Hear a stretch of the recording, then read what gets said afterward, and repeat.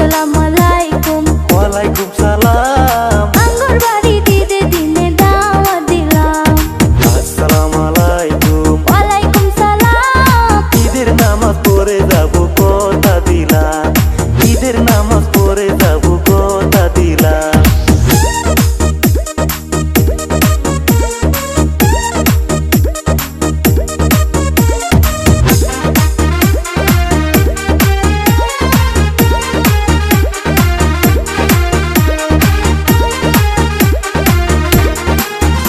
আমি জানি ধানের চাল কুটিয়া বানাবো সেমাই পিঠা।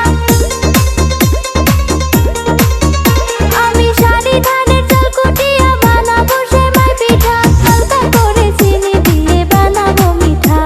আমি হালকা করে চিনি দিয়ে বানাবো মিঠা। আপনার দেওয়া দাওয়াত আমি যাব না ভুলে, ঈদের নামাজ